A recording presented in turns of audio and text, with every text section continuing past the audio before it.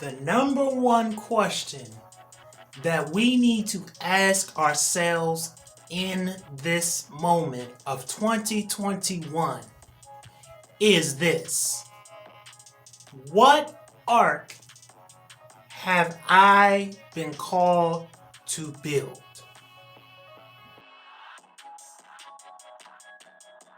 Question number two: what giant is there in our lives that we need to take down, like the beloved King David did with that one little slingshot wrapped in his hand?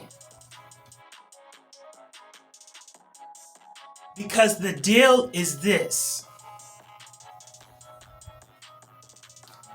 we are in a season where God has already shown us the blueprint for what, how, and where it is that we need to be.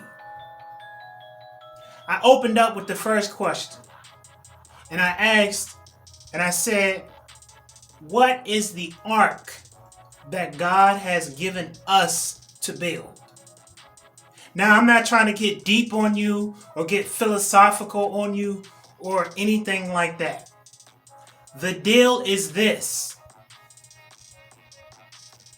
the ark could be you going into a career field such as maybe nursing, such as maybe hospitality, an aid to the senior citizens. You see, when we talk about being called, it is very important that we not just think being called to just preach or just being called to do things into the sanctuary only. No, hear me out, because I don't want anybody to start taking eggs and start throwing them at me. I am not saying that you cannot get spiritual nourishment from the sanctuary. What I am saying is that we are called to go ye into the world. And in order to go ye into the world, which means that we should be seeking knowledge and wisdom. We should be striving after knowledge, because we know that knowledge and wisdom, we know, like what the great King Solomon asked and made a request before God. He asked God for wisdom. You see, if we are going to make an impact, not just in the sanctuary, we've got to make sure that we make impact in our houses. That's right. We've got to make sure that we make impact in our communities. That's right. That means that we can't just be only dependent upon the government. That means we have a double fold in this thing called life to bring about change. Now, I asked the question about the giant. What giant have you been assigned to take down? You see, that story of King David with that slingshot in his hand going after a giant, someone that was 3 times his size, twice his height. The Goliath could be the mere fact that you need to take that giant of someone telling you what you cannot do. You need to take that giant down. You need to take the giant of over analyzing yourself. Yes, because that is something that we all do. We do overanalyze. Some of us overthink stuff, and sometimes we overanalyze and think our ways right out of where it is that we should be.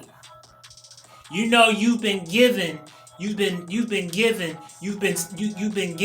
notes because you've been just drawn to go do music, but you won't do it because for whatever reason, through the negativity from others, you have allowed that to keep you bound, chained up. It's time for you to go after that giant. It's time for you to take that giant down. Mentors, shepherds, coaches, life coaches, vision coaches, you name it, all the above. We've got to trust, I should say, that when we mentor individuals, that we don't become a stumbling block to where we hold them back. Because some have gotten themselves into a place whereas by they have allowed the spirit of intimidation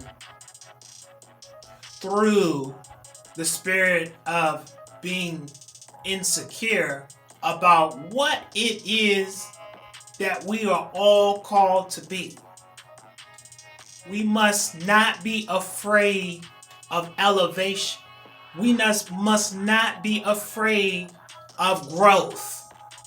We must trust the very things that we have done for others, that they grow and blossom forward to be all that they can be in life.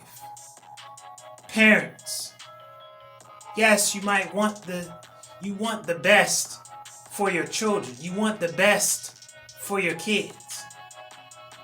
It's very important though that you don't impose what you want them to be, but it's very important that you impose and that you help cultivate and bring out nothing but the very best in what God wants them to be. Some parents can get caught up. Some of us coaches, some of us mentors, we can get caught up because we want individuals to be the very thing that we are. You might have a mentee that wants to be a doctor, but you're saying, or you should be you're trying to encourage him or her to be a musician, but that's not where their passion is. And us as mentors, we have got to make sure that, number one, that we help them see the vision that God has for them, that we don't become a hindering and a stumbling block for them. That's one thing. Y'all, it's 2021. We are in a season and in a posture where you have to block out all negativity. Watch what you allow to get into your ears. Watch what you allow to get in your vision. Because those things could be the very thing stopping you from getting your breakthrough, to getting your blessing. And when I say blessing, I'm not talking about just only financially, but I'm talking about the ability to be able to conquer and achieve that very thing, that goal with a grace. Something that you have just been being pushed and just driven because this is the vision that you have. This is what your drive is. This is something that God has called you to be. It's important right now that you go for it. Go for it. Stop listening to negative people. Stop listening to people that are insecure about themselves and all they do is spew out negative talk to discourage you and get you off track. Yes, this is the year 2021, and the question that we all have to ask ourselves, are we going to do what God called us to do?